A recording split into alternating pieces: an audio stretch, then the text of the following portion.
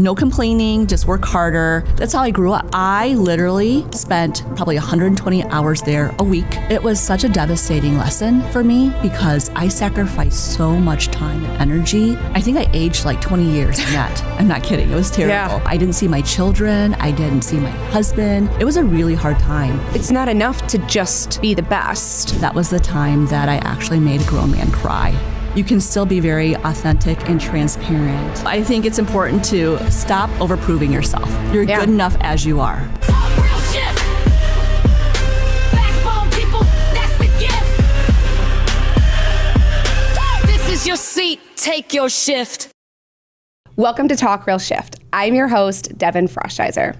Today is our very first episode, and I'm so excited to be sharing it with Amy Wang. Amy is the former head of HR and shared services at Mercedes-Benz, and she is also the founder and principal of BA Strategic Advisory. You're going to want to stay tuned as I talk with Amy about some real shift as we delve into being really good at your job isn't enough anymore. Even in the age of AI, you have to do more than just be the best at what you do. So Amy, welcome. I'm so excited to have you here. A lot of our guests on Talk Real Shift are various executives just like yourself in the automotive industry and other manufacturing spaces. But you're my friend. And this is partly because of you, right? Yay. So I'm really excited for our conversation today to kind of dive in. Before we really get into talking some real shift, will you kind of share, because I know a ton about you, but our listeners don't, kind of share a little bit about your background and how you've gotten to where you are today? Wow, that's a long question. So most recently, I worked in automotive. I was the former head of HR for Mercedes-Benz North America. Prior to that, I worked in higher education, I worked in healthcare, and then before I worked at startups and then the other automotive as well. So I've been in a lot of different industries in a lot of different roles.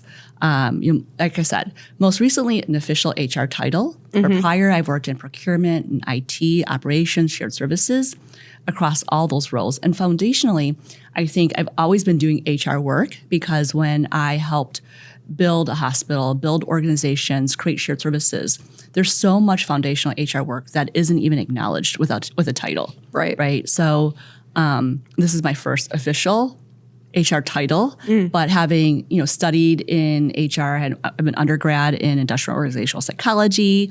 I didn't know that. It was by accident. Okay. It was not intentional. I actually went in pre-med because I thought, I like to learn. And I thought, this is a way to go to school a lot. Mm-hmm. So I went pre-med and I realized I didn't really like that part of actually touching the patients, right? Having gone through and there's a lot more to it than just studying it. Right. And I went to my counselor because I wanted to graduate in 4 years. And they said, well, based on all the credits you have, go with industrial organizational psychology. Interesting. I had no idea what that meant. Yeah. But I wanted to graduate in 4 years. Fair. And so because I had a lot of statistics with my undergrad originally, that's how it transitioned to that. Ah, okay. Now, never really understood what that meant, right? I hadn't really worked anywhere except for family businesses, small retail, other stores. Mm-hmm. They didn't really have official HR in any of those places. So I didn't know what that was. Okay. Right, when I was in undergrad. Mm-hmm. And so, fast forward many, many years, future state, finally applied it officially, right, with, hey, this is my industrial organizational psychology degree. It actually makes sense when you're looking at workforce analytics and people performance and all those types of things. You're like, oh, this is why I have this. Right. This is why all these things matter. This is how you look at compensation, how you look at pay, all those things. Mm-hmm. But didn't know that when I was early on, that those skills would be transferable.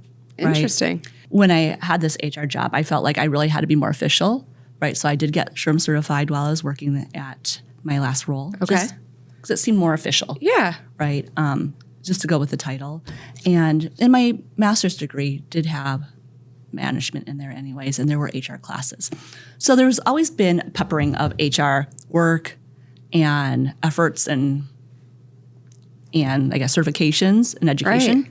But yeah, so the first real title and for a major company. So it was kind of cool. That's exciting. And, we were talking earlier, I feel like you're the perfect personality for HR because you're so even keeled, right? When you're trying to support the organization through turbulent times and people which are unpredictable, we'll say it that way, right? People are unpredictable.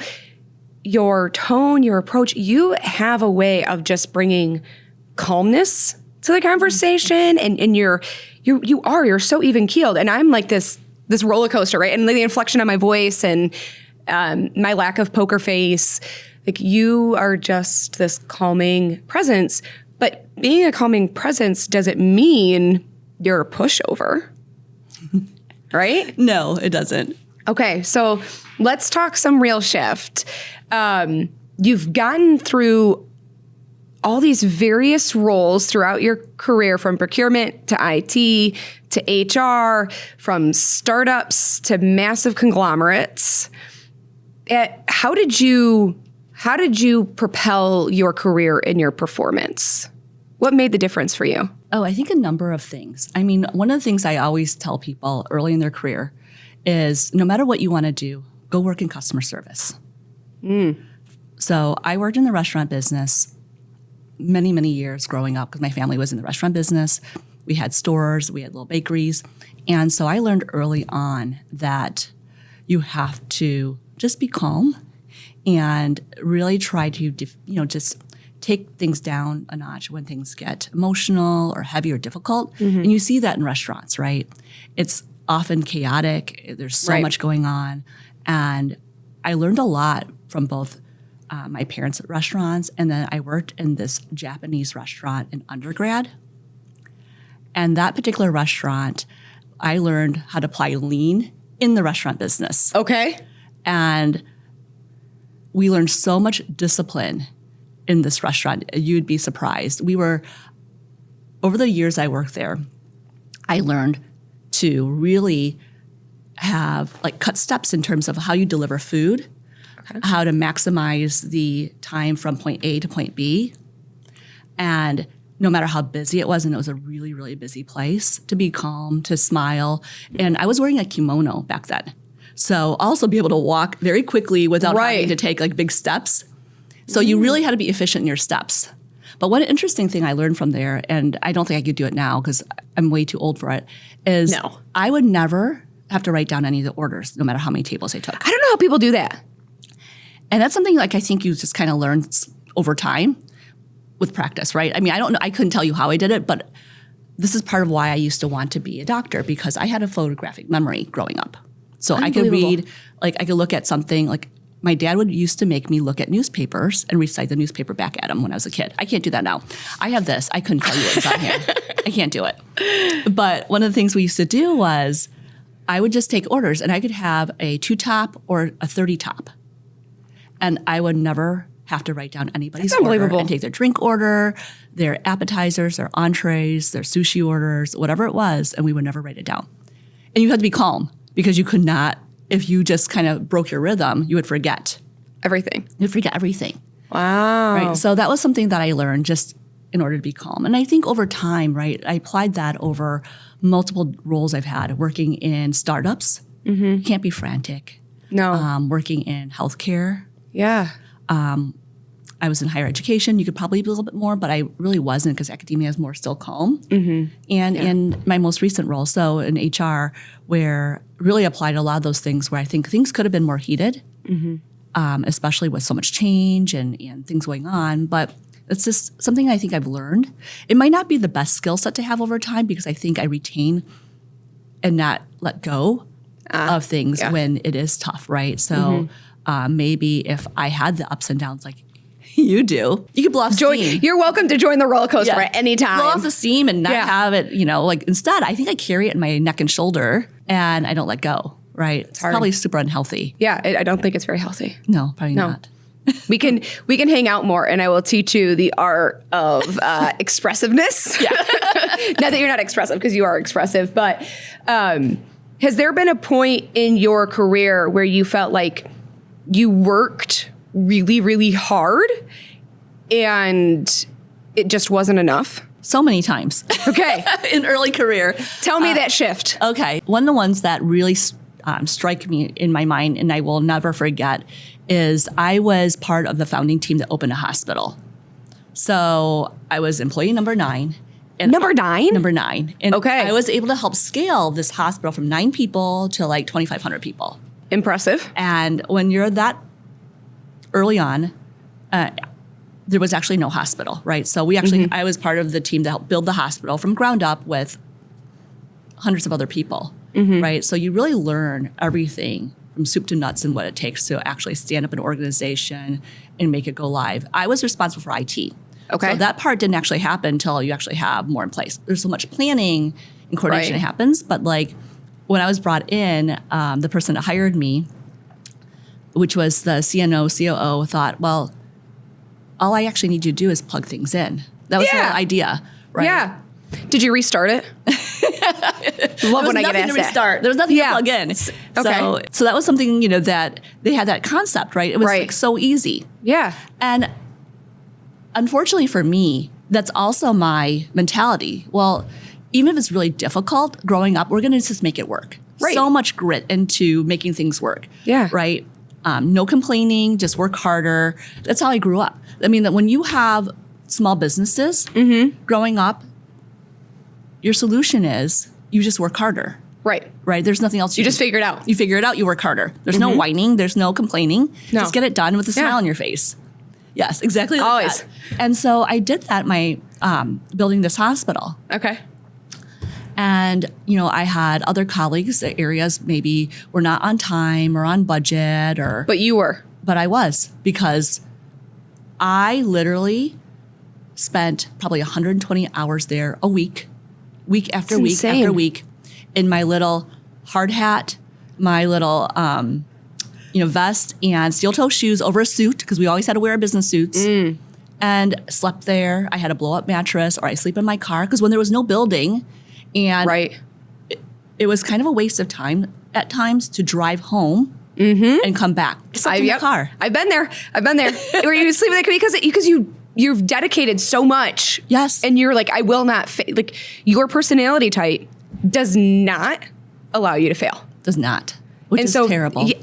Right? And so if that means you go without sleep, but you do not fail. Right.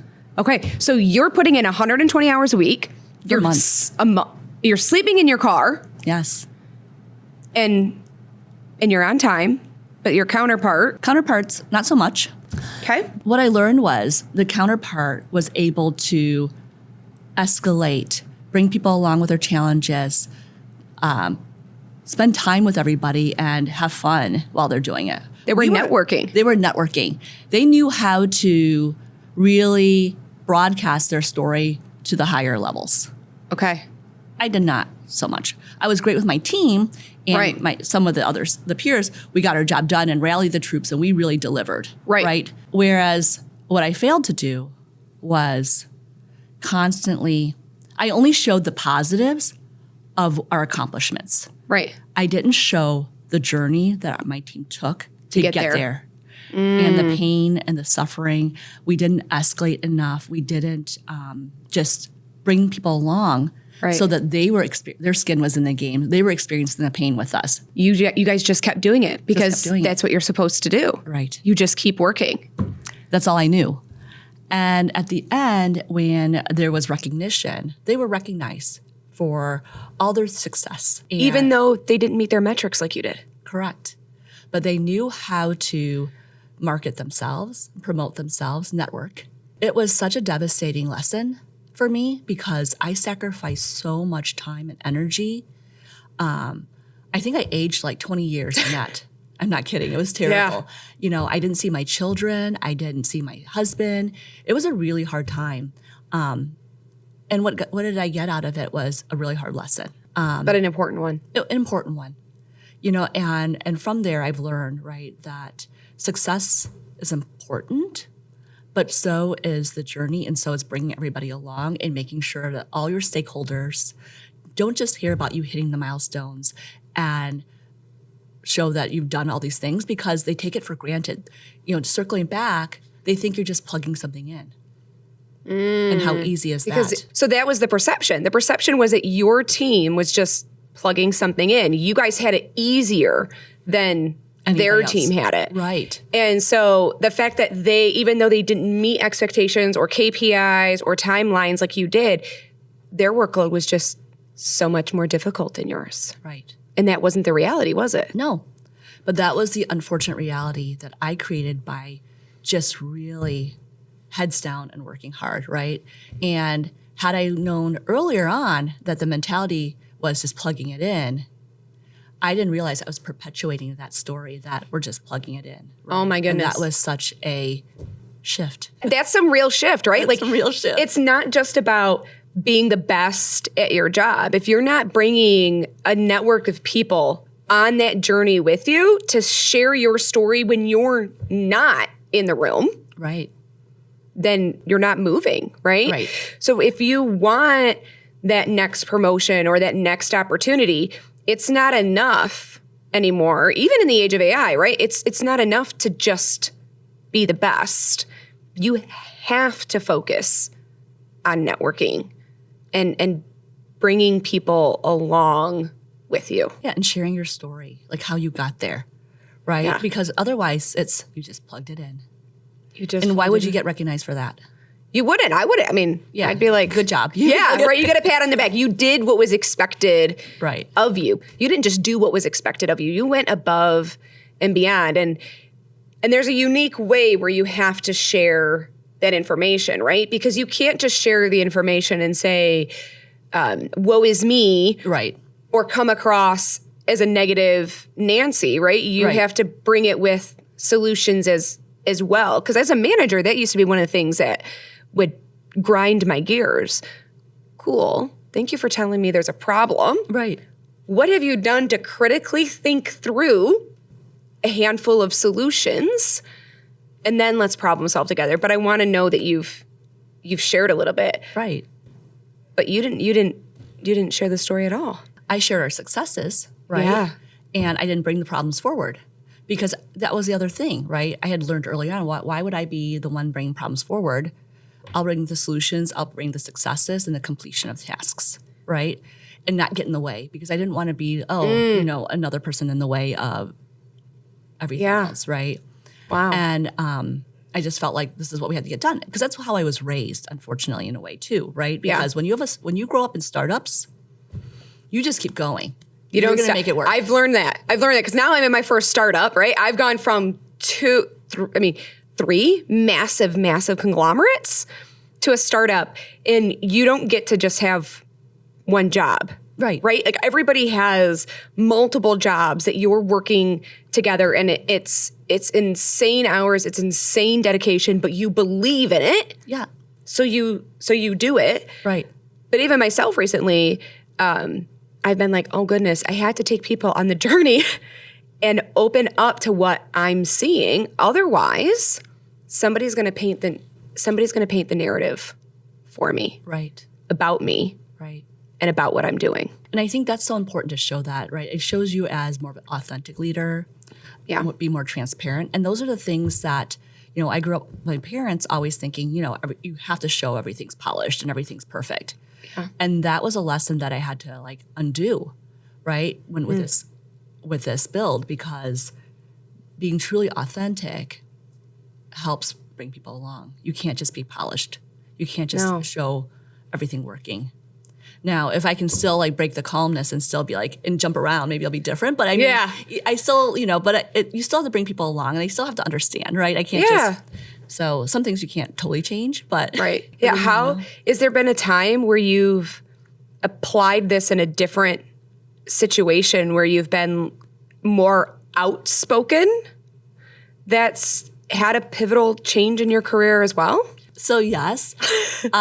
So this is even actually earlier in my career, which surprisingly, the lesson didn't apply exactly the same. But earlier in a career, I worked for a startup, and my responsibility with my colleague, the two of us were supposed to put together this major playbook for a email implementation that we're doing. Okay. And it was a big deal because it was for another major automotive that we were implementing their email system across the globe for all of their dealer employees. And so our role was putting together this implementation plan. Okay, so this is embarrassing because it was a binder, right? It was on paper. This is not digital. We typed it all up, had it printed out. Okay. And we were ready to present this binder. And I carried it into the boardroom. Yeah. And with my colleague, the two of us, and our project team leader yanked it out of my hand and presented it as his own when he had not a single contribution on any single thing on that entire plan. Okay. I know how I don't respond well to that. Like, you don't snatch from me. But how did you respond? I didn't yell at him or anything like that. Because you can't? You can't. But I did call him out and just question it. Very professionally and politely. I questioned it. I made multiple comparisons, and I quizzed him on what he may not known about the content. To prove that he didn't know make anything. It. Yeah. Maybe I could have handled it differently, but I think my questions were very probing. And recently, the colleague that was with this project with me reminded me that that was the time that I actually made a grown man cry. So you don't have to yell, apparently. No. You can still be very authentic and transparent and stand up for yourself, create boundaries, still own your work and be proud of your work, right? Right. And I think that's what it was, because I have this tendency to put so much into effort. So what into my efforts. Mm-hmm. So this is when with the startup, this particular startup believed that at the time the internet didn't sleep, so neither do you. So it was another one of those jobs I was working like 100 hours a week. Yeah. I won't do that anymore. This is all when I was much younger. And that's what we believed, right? So we put so much effort into this. And for it to literally be snatched out of my hands, I was livid. Yeah. And so I didn't mince very many words. I probably use words I will not share here, so that way we were not censored. Fair. You said some real shift. Yes. Fair enough. Yes. Okay. But I did it calmly. Yeah. Right? And I did it in a way that made him realize that I didn't really care for his behavior. Right. And so to this day, like I said, my colleague and I are still friends, reminded me of when you have to stand up for yourself. You have to. And sometimes you have to make a grown man cry. Sometimes you need to make a grown man cry. I like that. I'm going to shift things up a little bit on you. So one of the things that I have faced throughout my career is being told, like, you're too emotional. And very recently in my career, I remember pushing back on somebody's decision, right? Because I was like, it wasn't the right decision for the company. And I have no problem admitting when I'm wrong. Yeah. But when I'm confident that the decision that we're going to go can have negative consequences for the company and its people, I will not stay quiet, right? Because everybody is impacted negatively by that. And my daughter was, 5.5, so she's 7 now, so maybe it wasn't too recent. Time flies. But she was in the car with me, and I'm telling this person these facts, and I'm just rattling them off, right? Like fact 1, fact 2, fact 3, and I'm using the same inflection and tone that we're talking right now, right? And their response was like, Devin, don't be so emotional. Think like a leader. And I'm like, well, I'm not. Like, I'm just giving you the data points and the actual facts. Like, these are metrics and they're data points that should be driving the decision. And after we got off the call, my daughter goes, Mommy, why was he telling you that you're having big feelings? Because that's what we use, right? You're having big feelings when you're being emotional. And I'm like, I don't know. But unfortunately, you may face this in your life, right? And so it's important to remember when you're building a case, when you're defending yourself, when you're standing up for what's right, how you do that matters. Because if you go in and you attack, you're just going to be labeled as emotional, as not a good leader, as all of these things. Have you experienced something? I've got to imagine you've experienced similar things throughout your career. I have, but on the recipient side, right? Okay. I mean, I'm not the one that usually is the yelling person. No. Or the one that throws the fit or do whatever, right? Right. It's really been on the recipient side on situations where I've worked with colleagues that have lost their cool, right? And I think, again, it takes me back to just having worked in restaurants growing up and getting used to being yelled at by customers. That my food order is wrong. Yeah, it's wrong. It's not fast enough. Right. What is wrong with you? Right. All those types of You're things. supposed to just make it and get it right and do all of these things really, really quickly. There's nobody else doing anything in this process. Right. So either working in restaurants like that, working in just retail jobs, especially during the holiday, Exciting. that you just learn to be, I think, calm, right? I don't know. That's one of the things that I feel like the more aggressive someone is at me during a workplace, the more calm I become. And I don't know what it is, but I've had it multiple times where I've worked with someone who threw things at me, right? Or have like really gotten belligerent.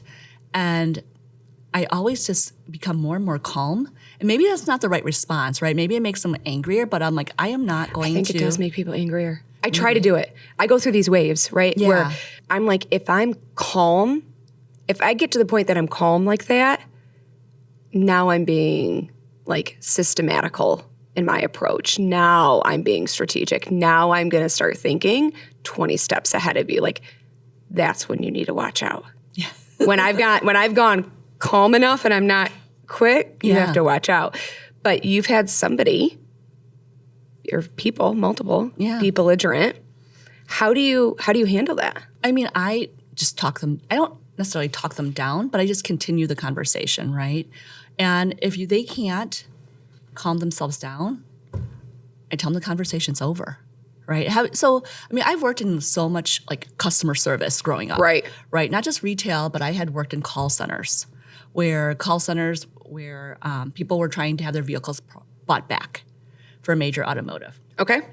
Vehicles that were considered lemons. Yep, lemons. Okay. Yeah. So I have worked with them where they want their vehicles bought back. And we were trained how to be calm and just to talk through the solution, right? Okay. And having worked in healthcare, you never knew what situation was going to happen. Right. And you just think, which probably isn't the best, but you walk away with some of these things like, okay, no one died, so it's fine.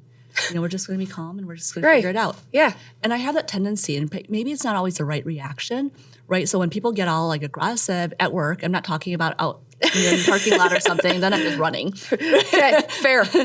I'm not staying around for it. But when you're in a work situation and there's no other option, I feel like even my body temperature drops unknowingly because I had to analyze this recently, right? I feel like my body temperature even calms. Your heart rate calms down. Everything physically because this calms is what down. you've been trained for. Yes. I just try to continue the conversation, but if it doesn't work, I'll say, you know what?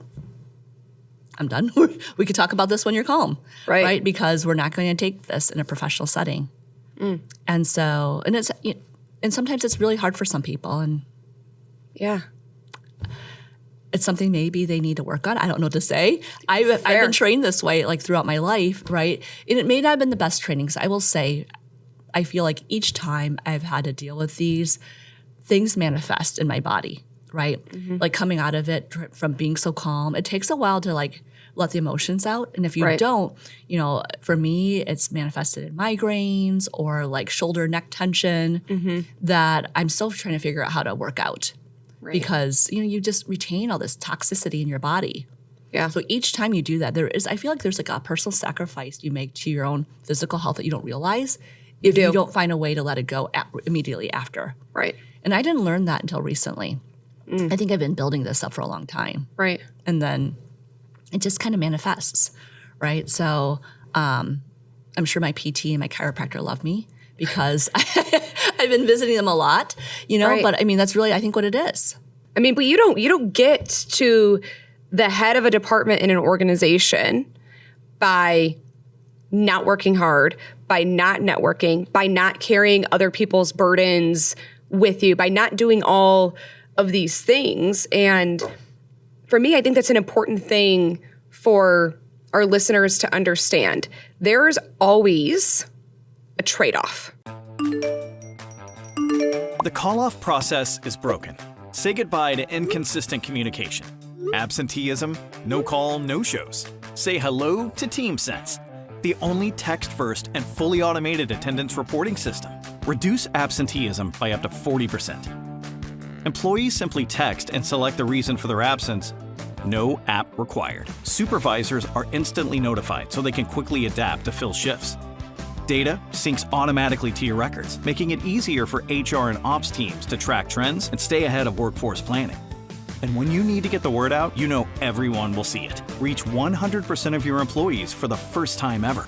TeamSense also syncs automatically with your tech stack so that you can easily manage everything in one place. We're trusted by leading companies who have seen up to 50% reduction in no-call, no-shows. Discover how you can transform your absence reporting and employee communication today. TeamSense. Call-offs made simple. Yeah. Right? Like you go to attend all these conferences and like, oh, if you just work really hard, you can have it all. But as you just said, you don't get to have it all. And there's no right or wrong of what all is. But you don't get to sleep well at night and be the head of a department and be at every kid activity or be a caregiver for whether that's a child, a parent, a friend, anybody. Right. Because there's only so many hours in a day. Right. Oh, there's so many things that you give up that you don't realize. Right. I had left a job that I had a boss that wanted to work 7 to 7 and 7 days a week. Other people were working 40 hours, right? And so I'm okay working more. I mean, this is further in my career where I'm not doing the 100 hours, 120 hours anymore. I'm done. Right. And but I was still working a lot. And clearly wasn't very good at building good habits about boundaries when it comes to work and life. And my son had said to me in high school, Mom, and this was actually me back up one step. I had to help my husband because he had gotten injured and I had to take some time off. Okay. And I was home for a little period of time. And my son said to me, Mom, did you know that we have never had dinner together on a school night before? In high school. It's a powerful and hard thing to hear as a mom. Yeah. So you do sacrifice so much in leadership. In, especially executive leadership. And I've had, high-level roles for so many years of my career now. And I was thinking at the time, I was making sacrifices to make sure that they would have better education, better home, better life. Better, all the things that you didn't have. All the right? things I didn't have. Because that's what our generation does, right? We're gonna give them more than we ever had. Right. And all the things we didn't have, right? Yeah. Because growing up in startups, it was like this. There were highs and lows growing up. And I wanted to have consistency for my children. I wanted them to have everything they always wanted, right? What I didn't realize was that what they really wanted was just attention and just me. And it was so difficult because by that time, high school, think about how many years that had gone. Right. And even like recently, my son joked with me because I have a dog that is my little shadow and he just follows me around everywhere. And sometimes I don't remember to pet him because he's just there. He's just there. And my son came up to me, this is like a couple days ago, and he's like, Mom, you forgot to pet him. I'm like, oh, so I'm petting my poor dog because he's just sitting there and He literally just is right there all the time. And he's like, I guess there's 2 of us that's been neglected. And I was like, oh my gosh, I can't handle you right now. Yes. And he's not in high school anymore, right? He's much older. And he's like, see? But it's real. But it's real. That's real shift. Yes. So you can have a lot as a woman in leadership, in all these different roles. Yeah. You can have a lot. But I don't know how you can have everything. And I would love to learn from whoever does or have succeeded in having everything. Yeah. Because it wasn't me. And I wish I could say that it was me. That's some real shift, Amy. I'd like to know that too. Like I want access to the fountain of youth. Yes, please. A time machine. Ooh, yes. The ability to what do they call it when you create multiples of you? Cloning? Yes, I want to be able to clone myself, but have like an emotional like epicenter where I can like Control all of them? yes at the same time and like be emotionally present because I don't know how people do it. And then when we talk about the manufacturing space, because you know this from hiring and leading those initiatives, we have a lack of women Oh, yeah. in those leadership roles. And while it doesn't hold consistently true for everybody, right? There's outliers. We do know stereotypes exist for a reason. And we know that women typically carry the burden of family, raising and doing those things. And so we don't often hear, like, you don't ask or you hear a man being asked if they're going to have, like, are you going to have children? Like, people don't typically ask a guy that, right? I can count numerous times throughout my career the number of times where people ask me, like, are you going to have more children? Do you have any children? When are you going to have children? Right. Like, I don't know. And that also, that's none of your business. It's a very invasive thing to ask. And like, you give up something that's huge. Right. When you do that. And we just don't typically put that burden on men like we do on women, and then wonder why we don't have women that want to work 120 hours. Right. I don't recommend it. And give up everything. I mean, it's the same reason why I ended up having to leave operations, right? Like, I was a single mom at the time, and I couldn't do for my daughter like I wanted to. And it was her and I used to tell her, like, Felicity, it's you and I against the world, right? You can't do that. So I had to give it up. Right. I had to give it up. And it killed me because you work so hard your whole life, right? Right. In school, and the same thing, like graduate in 4 years, get out there, you're constantly working, and then you're like, now I'm done. And then what? Right. And then what? Right? Like, that's the big question. Then what else happens? Right. So it's very, I guess, it's the realization that shift is real. And even if you are a man, you only have the same number of hours in your day. Right. Too. Right. Right? So you're missing the soccer games or the ballet recital or the whatever. It's just somebody's going to have to miss it if that's what you want to do. Right. And who's it going to be?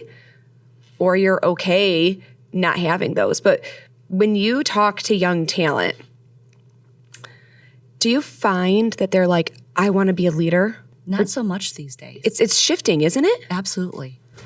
It really is, because I think they're smarter. They're better at saying, I want to spend time with my family. These are my priorities. I think they're smarter. Yeah. Right. And maybe it's just, or something has definitely shifted. Yeah. I think they're realizing it's not worth the sacrifice. Yeah.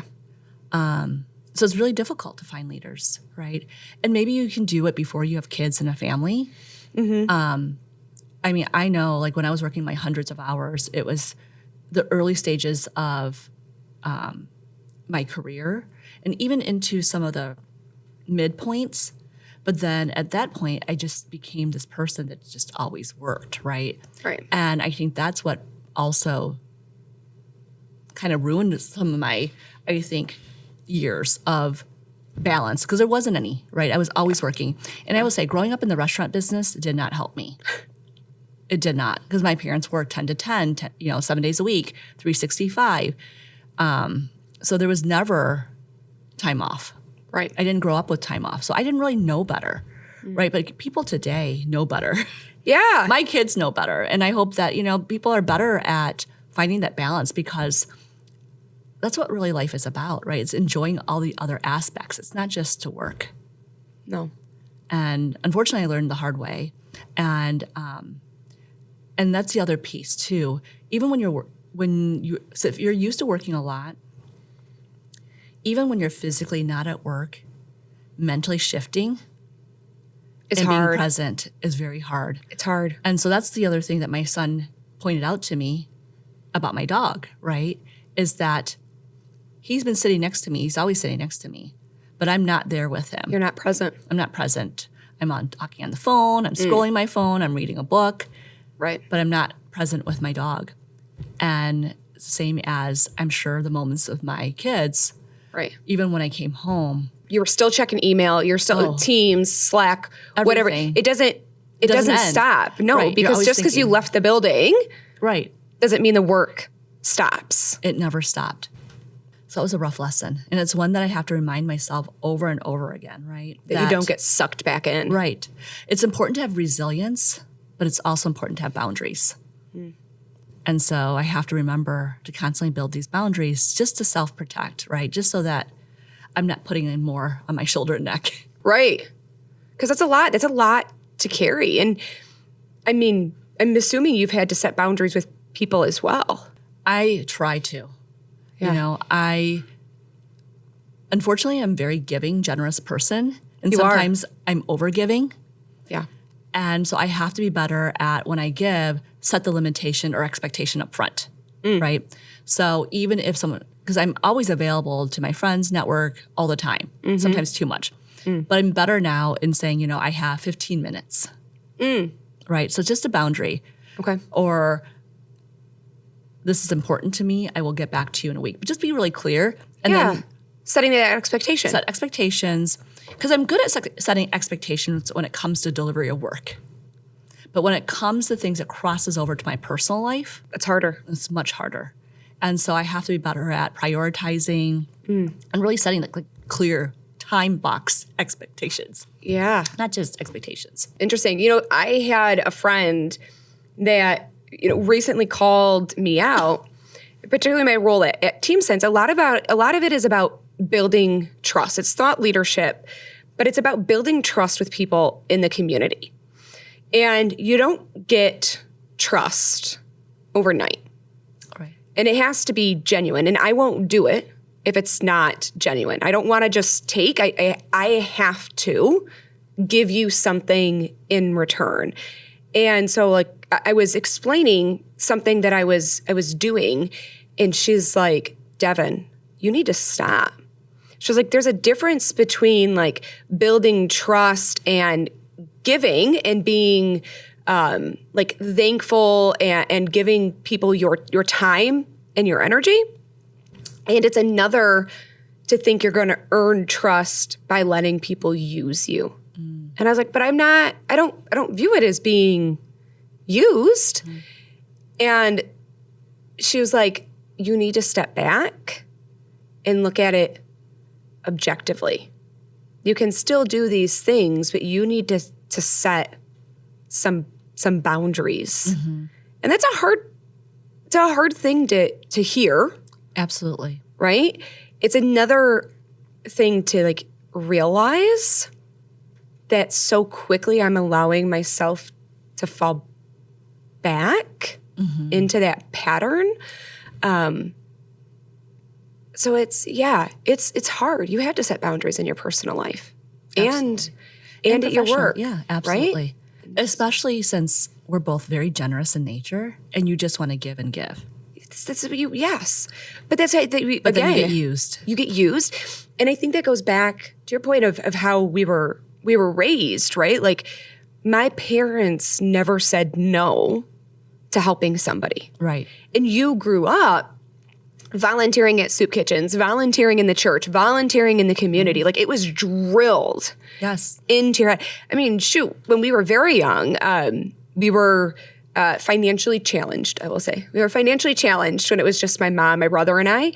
And my mom used to make us volunteer at a soup kitchen before you'd get your few Christmas presents because she couldn't afford Christmas presents like the majority of kids that we knew had Christmas. You might get like a coloring book and a stuffed animal, something really small. But it was important that she taught us, like, you have more than most. Be grateful for what you have. And then you have more than you need. You don't need those things. Like, you need to give back. And so, like, it's just been ingrained in my mind. Like, give back, give back, give back, give back. Like, and the greatest way that I've found, like, I can give back is with my energy. Right? Like I might not have a surplus of finances to be able to dump into organizations or associations or things to help the community, but I can give my time to the community. Right. But that also needs a boundary. Yes, I would agree. Yes. And I've done that even beyond like community. Like I have helped so many individuals with their careers, job placement, promotions, through my network, through all those. Yeah. And given and given and given. And sometimes you have to step back and realize, wait, did I overdo it for some of these people? Right? Yeah. Did I over help where I should be spending my time on maybe some other things? Right. Right. So I get overly invested. But I mean, it's a good balance. I mean, I think sometimes there's not enough generous people out there in the world too. Right. That's really missing. But I understand what you're saying. Like I used to have my kids, we used to deliver Meals on Wheels on Thanksgiving Day. Okay. So we would do that before we would be able to have our own Thanksgiving meal. So that was one of the things that I would have with my kids do. We would always do some type of volunteer work Right. For holidays if we can find something, whether it's Meals on Wheels or something else. And so that was kind of fun because then you feel like you can show there's more to it. Yes. And it's also internally satisfying. It is. Like that fills my bucket. Yes. Right? Like if I can, but you also have to have your bucket filled in other ways. You can't just give and then feel like, okay, I put 2 pebbles in my bucket, but I took 5 out to do it. Right. Right. And I use this bucket because that's what the kids use these days, so like for preschool and kindergarten. So I'm still stuck on the bucket for my daughter. But speaking of fulfilling people and helping guide them, I mean, you're the reason, a fundamental reason why Talk Real Shift exists. Oh, thank you. Right? Because I called you up because you were somebody that was a prospective customer of Team Sense, right? And I was given your contact information and I called you up. And I remember the conversation that we had where you were like, I don't know if I'm going to be in a position of purchasing your product. Do you still want to meet? And I was like, well, yeah. I mean, you seem like a pretty amazing person, right? Like I just wanted to get to know. Yeah, just to chat. Right. We sat down. We had lunch. The restaurant guy kept calling me Mama. Mama. Thank you, Mama. Yeah, so weird. You're welcome, Mama. I'm like, that was great. I'll never forget. Yes. That was something we will bond over for a long time. Forever, yes. But, you were like, hey, I know this person that helps facilitate podcasts. And I was like, oh, well, my CEO thought this is a great way to, spread thought leadership and different ideas. And then here we are. Here we are. And the moment I met you, I was like, wow, you're someone I would love to cheer for. Thank you. And want to see success. I mean, because I love seeing women in leadership, women achieving and being successful. So if I can help, well, thank you. I would absolutely do it. And which I'm so excited that we're here. I mean, This is a huge, like from our lunch conversation all the way to this. I mean, how cool is that? I know. Now we're talking some real shift. We're talking about how it doesn't matter how much that you put your head down and work. Right. You have to defend yourself.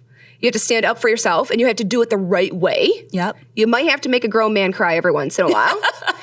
And you have to bring people on the journey. Yes, absolutely. Because if I didn't bring you on my journey with me, if I wasn't like, cool, I might not be able to get my initial goal of why I reached out to you. But again, I was like, well, maybe I can help her with something, right? Maybe there's something I can give her, but you ended up giving to me. But this is amazing. I'm so happy to be here. Yeah. And I'm so happy that we're talking Real Shift. We are.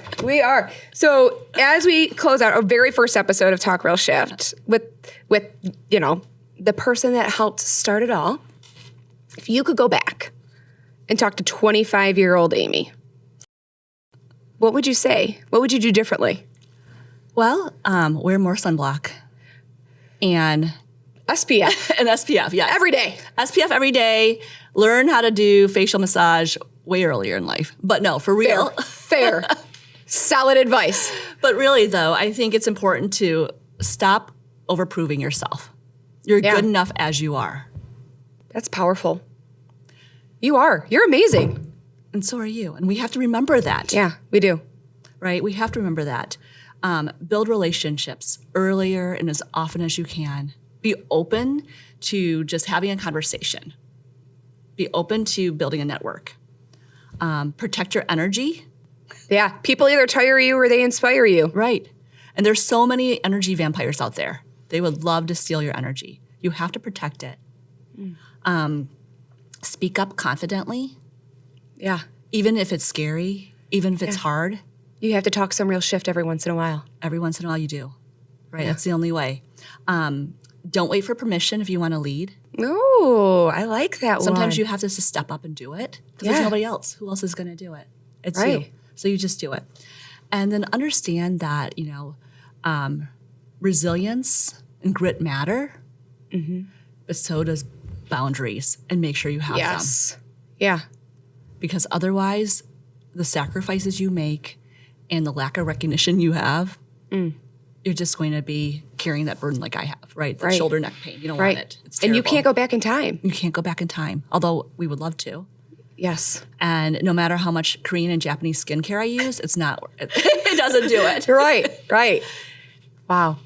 Amy, what do you want to promote while you're here? Because you're the founder and principal of a new company. So give our listeners a little bit of details because you're taking all this knowledge and you're helping others now. I'm helping others now. So I started my own company just as a solopreneur, Boss Strategic Advisory, LLC. I think you're supposed to say that after that.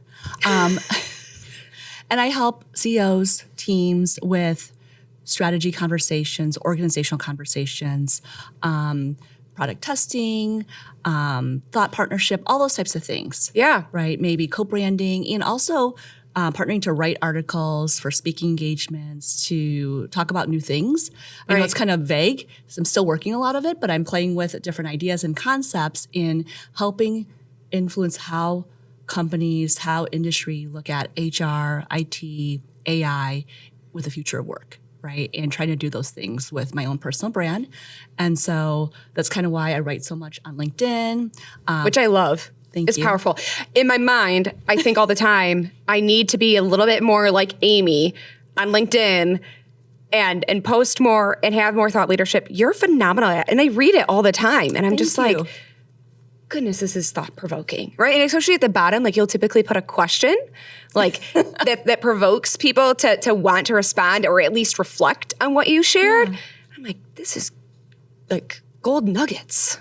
Thank you. Yeah. Thank you. So I'm writing for that, and I'm writing for Shared Services Outsourcing Network, so SSON, SSOW. So I blog monthly for that. Okay. So I encourage everyone to look into shared services and the conference that's coming up in next few months. They have one every few months, but definitely should check that out.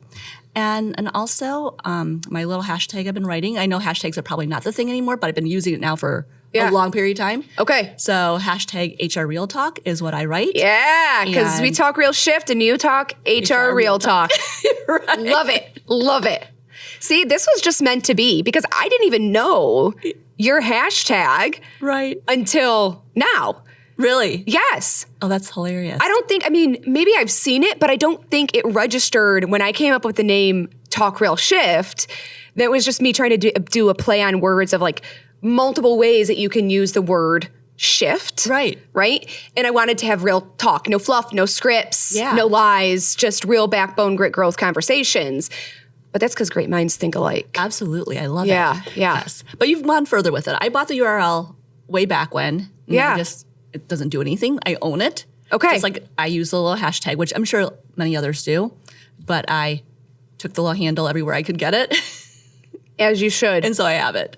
Okay. All right. So, new company. New company. We've got blogs, we've got writing. If they're not following you on LinkedIn, they should be following you on LinkedIn Yes. because you are, as somebody pointed out to me the other day, an LinkedIn influencer.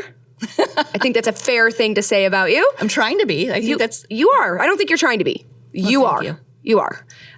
Own your crown, as Sheila would say. Yes. Put it back. Own your crown. Yes. Right? When it tilts, we just put it back in place. yes. Well, thank you for straightening it out for me. I appreciate it. I'm here for you. Yeah, no, I'm it's here. awesome. Thank you so much. Thank you. It's been a pleasure. And until next time, see you on the floor.